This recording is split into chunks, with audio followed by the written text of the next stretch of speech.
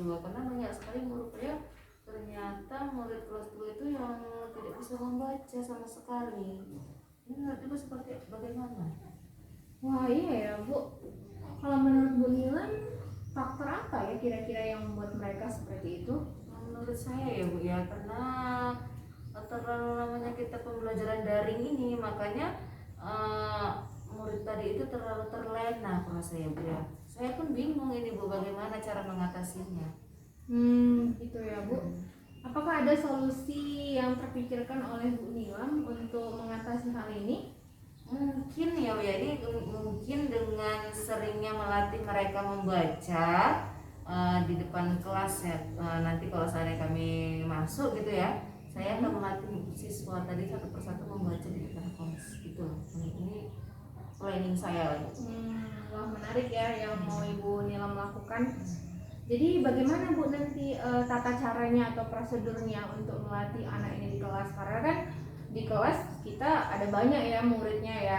Kalau kita selama PTM ini kan satu kelas ada sekitar 10 atau 11 orang gitu ya. Nah bagaimana cara Ibu nanti membuat supaya semua anak itu nanti dapat giliran kayak gitu? Ya, nanti terlebih dahulu saya mengenalkan kepada anak-anak itu dengan huruf-huruf Bu, huruf-huruf yang saya gabungkan dengan satu kata.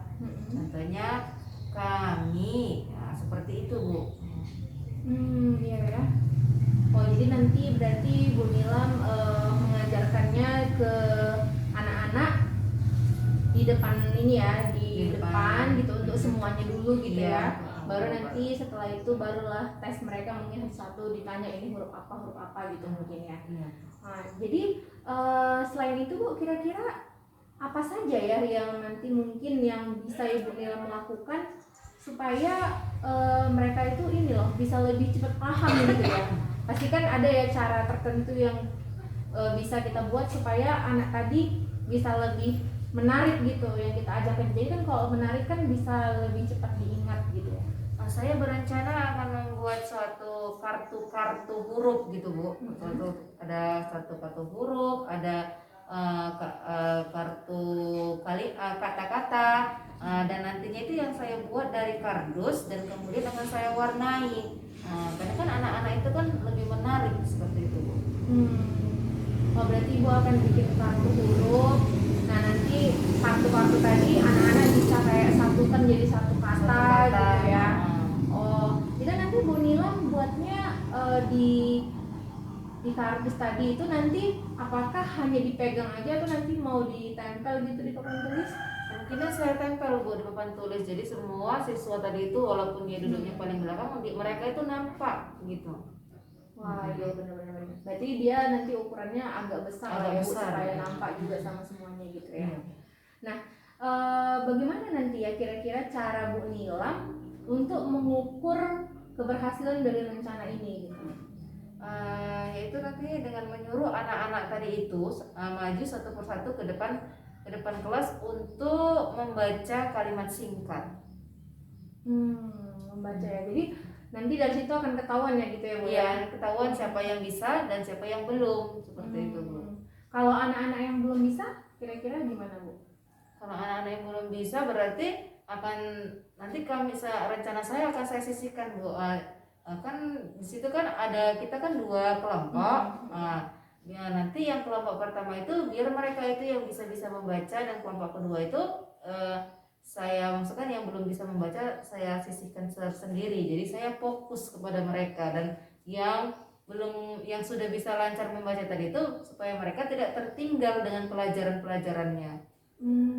Biasanya kan namanya masih kelas 2, mereka jenuh menunggu temannya tadi itu yang mau membaca, sedangkan mereka itu sudah bisa membaca, sudah lancar membaca, jadi mereka itu kan bosen dengarkan temannya yang tidak bisa membaca. Saya takutnya langkah saya seperti itu. Iya ya. Tadi kan permasalahan utama dari murid Ibu ini kan mereka itu nggak bisa baca gitu ya kan Bu. Nah nanti kan Bu Nilam nanti akan fokus ngajar mereka itu membaca. Nah sementara kan kita ada juga ya buku panduan kita gitu, ada buku paket gitu ya. Jadi gimana gitu cara Bu Nilam supaya materi yang ada di buku tadi tetap bisa juga tersampaikan ke anak-anak gitu. Rencana saya seperti ini Bu, walau contohnya kita belajar tentang bermain di lingkungan sekolah, dan saya membuat satu kata atau satu kalimat kepada murid-murid saya nanti itu dengan kalimat yang bersangkutan dengan lingkungan sekolah, bermain di lingkungan sekolah, seperti itu Bu. Oh, berarti nanti Bu Nila mengajarkan kata-kata yang dibaca anak-anak itu diambil dari buku cetak juga gitu ya? Iya, saya ambil dari buku pegangan anak-anak juga. Berarti nanti tetap bisa ya diikuti gitu ya? Bisa. Oke, jadi selain tadi itu ya Bu Nilam, tadi kan itu dari Bu Nilamnya sendiri gitu ya kan, untuk tadi punya rencana untuk membantu anak-anak gitu ya. Tapi kan kadang ya kita kan waktu kita belajar di rumah itu di sekolah itu nggak lama ya, hanya dari jam 8 sampai jam 11. Nah, apakah ada hal lain yang terpikirkan oleh Bu Nilam untuk juga bisa membantu mereka itu tadi supaya bisa lebih cepat atau supaya bisa lebih lancar membaca gitu? Ya memang sih Bu, itu kendalanya, tapi sepertinya saya akan minta bantuan kepada orang tua Bu, agar mereka membantu dengan cara mengajari anaknya itu tadi pun di rumah membaca. Seperti itu. Gimana nanti Bu caranya bilang sama orang tuanya? Contohnya seperti ini Bu, saya membuat suatu kata-kata yang di dalam kertas, dan itu saya foto dan saya kirimkan melalui grup daring kelas 2. Dan di situ saya minta tolong kepada orang tua agar membantu anaknya membaca yang telah saya kirim tadi. Dan kemudian setelah itu saya tes satu persatu siswa saya tadi itu Bu, ketika kami tatap muka dan saya tes siswa saya tadi, seperti itu. Wah, itu bagus tuh Bu Nilam. Jadi nanti kan Ibu jadi terbantu juga ya untuk mengajar anak-anak tadi ya. Ya, jadi gimana nih Bu Nilam perasaannya? Perasaannya saya alhamdulillah ya agak lega sedikit Bu, karena sudah bisa saya curahkan apa keluar saya di kelas 2 tadi. Iya ya.